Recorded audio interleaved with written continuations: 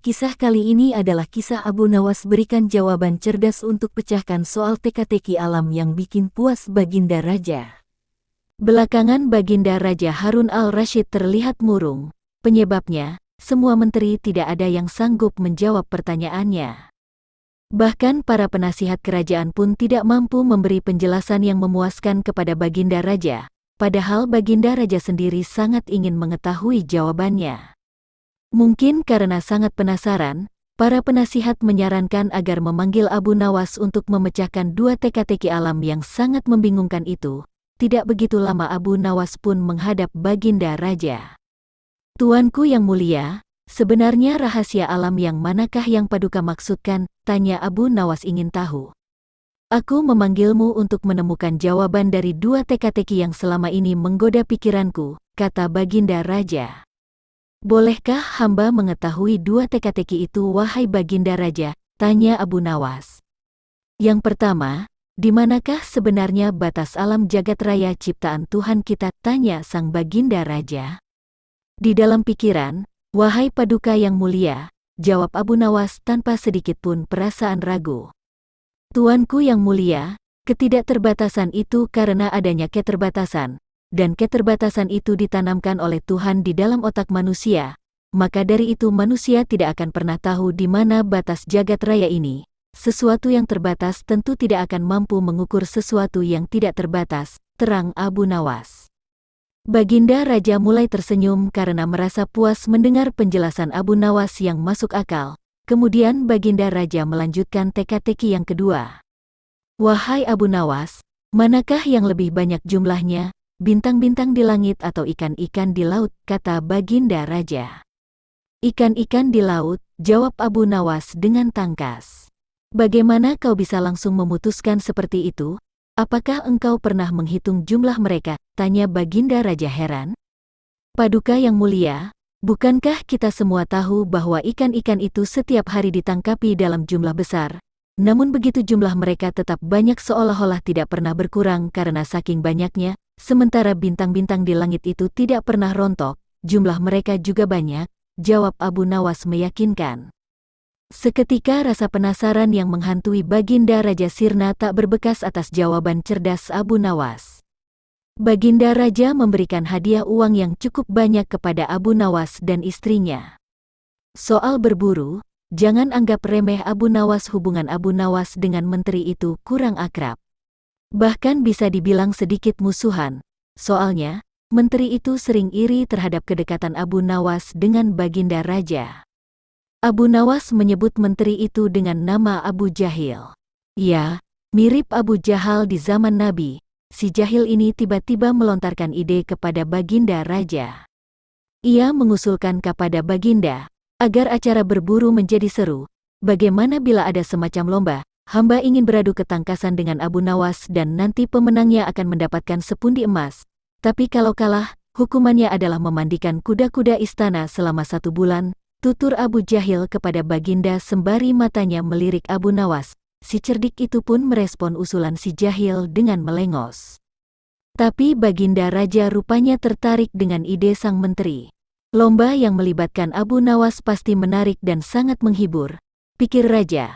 Lagi pula Baginda ingin juga menguji kedua orang penting di kerajaannya itu. Langsung saja, Baginda meminta Abu Nawas mendekat kepadanya. Raja menjelaskan panjang lebar terkait lomba tersebut. Pada mulanya Abu Nawas enggan menanggapi tantangan menteri itu. Abu Nawas sadar bahwa dirinya bakal masuk jebakan si jahil. Raja memaksanya sehingga Abu Nawas tak mampu menolaknya. Abu Nawas menyadari Abu Jahil adalah pejabat istana yang benci dengan keberadaannya. Ia pasti akan mengerahkan semua anak buahnya untuk menyumbang seekor binatang buruannya di hutan nanti. Abu Nawas pun berpikir keras untuk mengalahkan si jahil. "Baik Baginda, siapa takut?" jawab Abu Nawas dengan senyum yang tiba-tiba merekah. Melihat adegan itu Abu Jahil menjadi penasaran dibuatnya. "Mana mungkin Abu Nawas bisa mengalahkanku?" guman Abu Jahil dalam hati. Akhirnya Baginda Raja mengumumkan lomba yang sudah pasti seru itu kepada halayak ramai. Rakyat berbondong-bondong untuk menyaksikan pertandingan itu. Mereka yang menang adalah yang paling banyak mendapatkan buruan. Terompet adu ketangkasan pun ditiup. Abu Jahil segera memacu kudanya secepat kilat menuju hutan belantara. Anehnya, Abu Nawas justru sebaliknya, ia menaiki keledai yang berjalan santai. Para penonton berteriak-teriak menyemangati. Menjelang sore hari, tampaklah kuda Abu Jahil memasuki gerbang istana. Ia mendapat sambutan yang meriah dan tepuk tangan dari rakyat yang menyaksikannya. Di sisi kanan dan kiri kuda Abu Jahil syarat dengan puluhan hewan yang mati terpanah. Dengan tersenyum bangga menteri ini memperlihatkan semua binatang buruannya di tengah lapangan. Aku, Abu Jahil, berhak memenangkan lomba ini. Lihatlah binatang buruanku banyak, mana mungkin Abu Nawas mengalahkan aku, teriaknya dengan lantang yang membuat para penonton semakin ramai bertepuk tangan. Tak lama kemudian, muncul keledai Abu Nawas. Semua orang meneriakinya dan menertawakannya karena keledai tunggangan Abu Nawas tidak membawa seekor hewan buruan pun. Dari atas keledai Abu Nawas melambai-lambaikan tangannya kepada penonton. Ia memasang senyum tiada henti. Kemudian raja menyuruh 2 orang pengawalnya untuk menghitung jumlah binatang buruan yang didapatkan oleh kedua peserta. Kesempatan pertama, pengawal menghitung jumlah hewan buruan yang didapatkan oleh Abu Jahil. 51 ekor kelinci, ditambah 7 ekor rusa dan 3 ekor babi hutan, total mendapatkan 60 hewan buruan, kata pengawal yang menghitung dengan suara keras. Kalau begitu, akulah pemenangnya karena Abu Nawas tak membawa seekor binatang pun, teriak Abu Jahil dengan sombongnya. Tenang, tenang, aku membawa ribuan hewan buruan, jadi jelaslah aku pemenangnya, dan engkau wahai Abu Jahil, silakan memandikan kuda-kuda istana. Menurut aturan lomba, semua binatang boleh ditangkap, yang penting jumlahnya, kata Abu Nawas sambil membuka bambu kuning yang sudah diisi dengan ribuan semut merah. Jumlahnya sangat banyak Baginda, kami tak sanggup menghitungnya lagi, kata pengawal kerajaan yang menghitung jumlah semut hasil buruan Abu Nawas itu.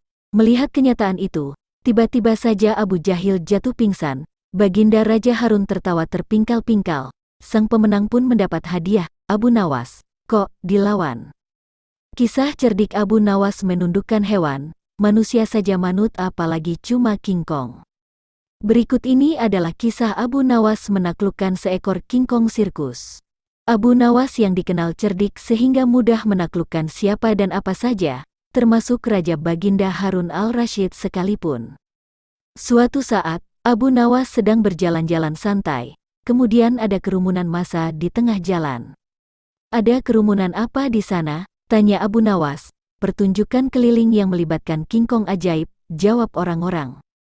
Yakni pertunjukan King Kong yang bisa mengerti bahasa manusia, bahkan King Kong itu hanya mau tunduk kepada pemiliknya saja. Abu Nawas tertarik dan ingin menyaksikan kecerdikan dan keajaiban monyet. Kini Abu Nawas sudah berada di tengah kerumunan para penonton. Karena begitu banyak penonton yang menyaksikan pertunjukan itu, sang pemilik King Kong dengan bangga menawarkan hadiah yang cukup besar bagi siapa saja yang sanggup membuat monyet itu mengangguk-angguk. Tidak heran bila banyak di antara para penonton mencoba maju satu persatu. Mereka berupaya dengan berbagai cara untuk membuat monyet itu mengangguk-angguk, tetapi sia-sia. King Kong itu tetap menggeleng-gelengkan kepala.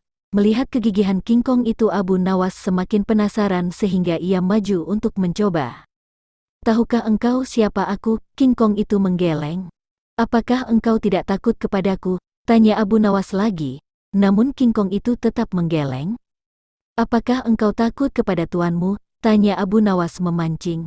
Bila engkau tetap diam maka akan aku laporkan kepada tuanmu. Lanjut Abu Nawas mulai mengancam.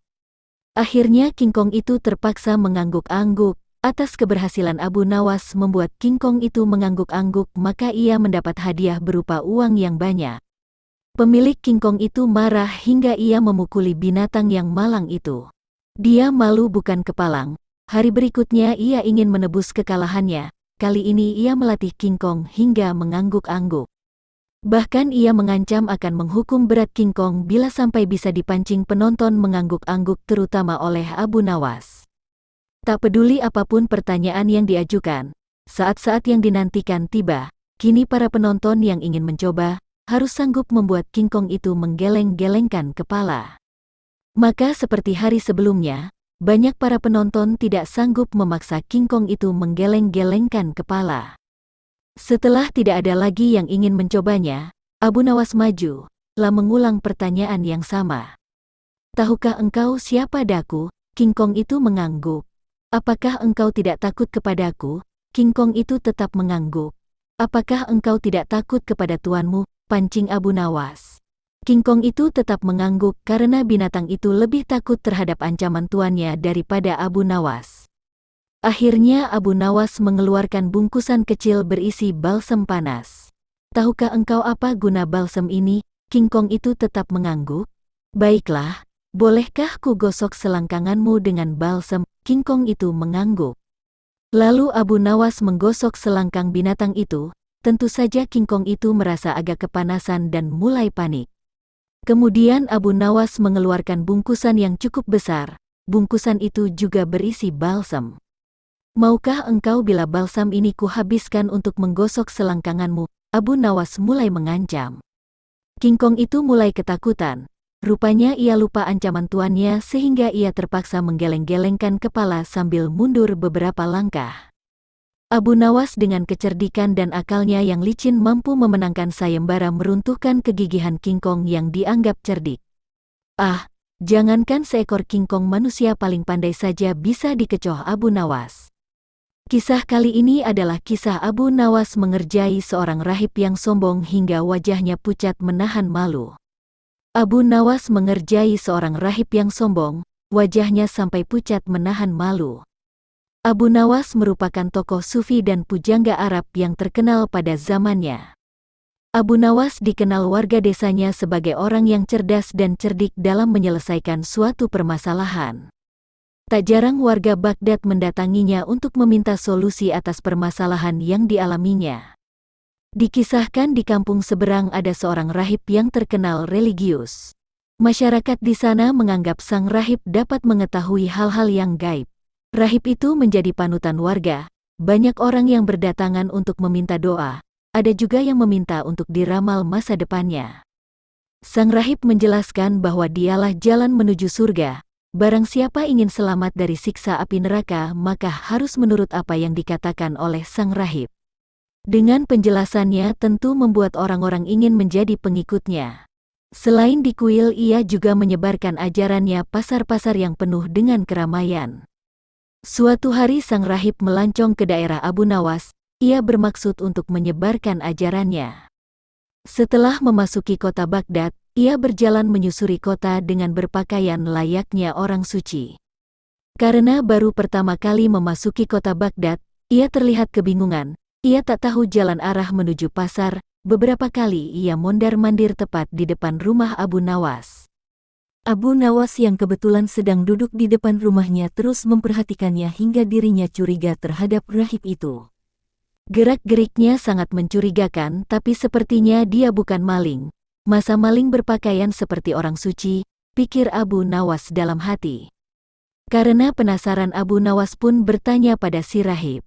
"Wahai tuan, sepertinya Anda bukan orang sini." "Siapa Anda?" tanya Abu Nawas.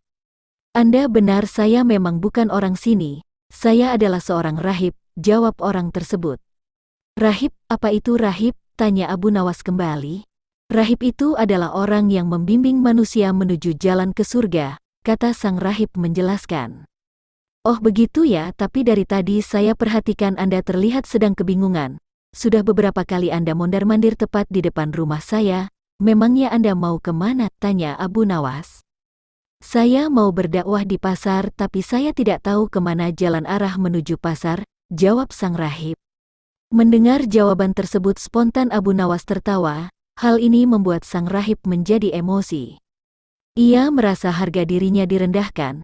"Kenapa kamu tertawa? Kamu mengejek saya," bentak sang rahib. "Bukan begitu tuan, Anda jangan salah paham," balas Abu Nawas mencoba menenangkan. "Lalu kenapa kamu menertawai saya?" tanya sang rahib bertambah emosi. "Begini tuan, saya cuman tidak habis pikir, Anda akan mengaku sebagai rahib orang yang katanya bisa membimbing manusia menuju jalan ke surga. Bagaimana Anda bisa membimbing manusia ke jalan surga, sementara jalan menuju pasar saja Anda tidak tahu?" celetuk Abu Nawas. Wajah sang rahib mendadak berubah pucat karena menahan malu. Ia pun segera pergi meninggalkan Abu Nawas. Itulah kisah menarik Abu Nawas saat bertemu sang rahib.